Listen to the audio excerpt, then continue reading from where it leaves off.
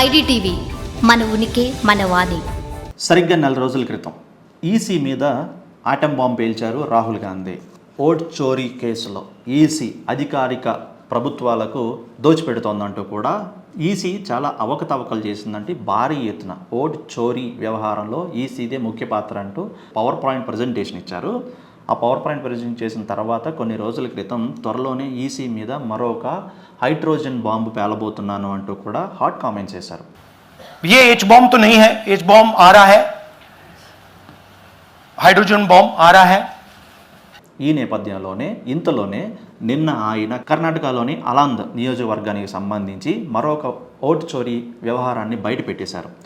అలాంద్ నియోజకవర్గంలో 6,000కు పైగా ఓట్లు తొలగించడానికి ప్రయత్నాలు జరిగాయి. ఇది మాన్యువల్గా చేస్తుంది కాదు, వ్యక్తులు చేస్తుంది కాదు, బయట నుంచి ఒక ప్రత్యేకమైన హైటెక్ సాఫ్ట్వేర్ని ఉపయోగించి ఓట్లను తొలగిస్తున్నారు. అదేవిధంగా మహారాష్ట్రలోని రజూరా నియోజకవర్గానికి సంబంధించి కూడా ఓట్లు యాడ్ చేశారనమాట. అంటే లేని ఓట్లను యాడ్ చేశారు. ఇటు కర్ణాటక విషయానికి వస్తే ఉన్న ఓట్లను తొలగించడం, అక్కడ ఆ నియోజకవర్గానికి సంబంధించి లేని ఓట్లను యాడ్ చేయడం. Votes are being added and deleted, and I'm going to show you how they are done, how that is done. ఇలా మరోసారి ఈసీ మీద రెచ్చిపోయారు రాహుల్ గాంధీ. త్వరలోనే హైడ్రోజన్ బాంబును పేలబోతున్నాను, ఈ చోరీకి సంబంధించినటువంటి వారిని ప్రోత్సహించడం లేకపోతే కాపాడడమో లాంటివి సంబంధించి జ్ఞానేష్ కుమార్ కూడా వాళ్ళకి సహకరిస్తున్నారంటూ కూడా పెద్ద ఎత్తున ఒక హాట్ కామెంట్ చేశారు. कि ज्ञानेश कुमार जी वोट चोरों की रक्षा कर रहे हैं और ये ब्लैक एंड व्हाइट सबूत है, इसमें कोई कंफ्यूजन नहीं है कहीं. త్వరలోనే ఈసీకి సంబంధించి ఒక హైడ్రోజన్ బాంబును పేల్చబోతున్నారంటూ కూడా దేశం మొత్తం కూడా యువత కదిలి రావాలి. నేపాల్లో ఎలా అయితే జంజీ ప్రొటెస్ట్ చేశామో అలాగే భారతదేశంలో కూడా అలాంటి జంజీ ప్రొటెస్ట్ అని రాబోతోంది. ఆ యువత అందరికీ కూడా సపోర్టుగా నిలబడి రాజ్యాంగాన్ని పరిరక్షించే బాధ్యత నేను తీసుకుంటాను.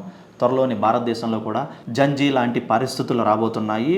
ఈ ఓటు చోరీ విషయంలో మాత్రం భారతదేశంలో యువత పోరాడే సమయం దగ్గరలోనే ఉంది, తిరగబడే సమయం దగ్గరలోనే ఉంది. ఈసీకి ఒక ఘాటు హెచ్చరిక పంపారు. ప్రభుత్వాలతో కుంభక్కయ్యి లేకపోతే అధికారులతో కుంభక్కయ్యి మీకు నచ్చిన చోట ఓట్లను తొలగించడం, కావాల్సిన చోట ఓట్లను యాడ్ చేసుకోవడం, అసలు ఓటు హక్కుకు సంబంధించి పరిశీలనలో ఉన్నటువంటి ఈ 12 రకాలు ఏవైతే వెరిఫికేషన్ అథారిటీస్ ఉన్నాయో వాటిని పరిశీలనలోకి తీసుకోకుండా ఎలా పడితే అలాగా ఏ అధికారిక పార్టీకి అయితే మీరు ఇలా కొమ్ము కాసి ఓట్లను తొలగిస్తూ ఓట్లను యాడ్ చేస్తున్నారు, మీ బండారం బయటపడే రోజు, మీ అందరినీ కూడా శిక్షించే రోజు దగ్గరలోనే ఉందంటూ నేపాల్ లాంటి పరిస్థితి భారతదేశంలో త్వరలో రాబోతుందంటూ ఇంకో సంచలన ప్రకటన చేశారు.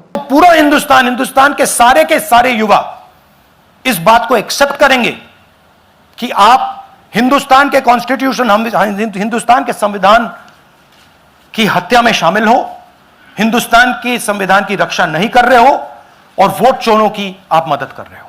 ఎస్, యువత తిరగబడే రోజు దగ్గరలోనే ఉంది. ఆ యువతకి నేను అండగా ఉంటాను.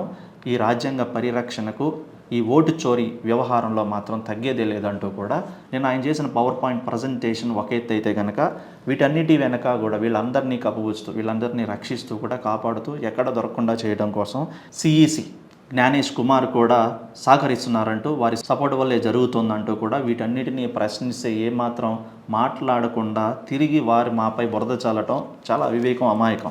और थोड़ी देर में हम आपको हाइड्रोजन बॉम्ब दिखाने जा रहे हैं. नहीं, आज नहीं, थोड़ी देर में उसकी प्रिपरेशन चल रही है.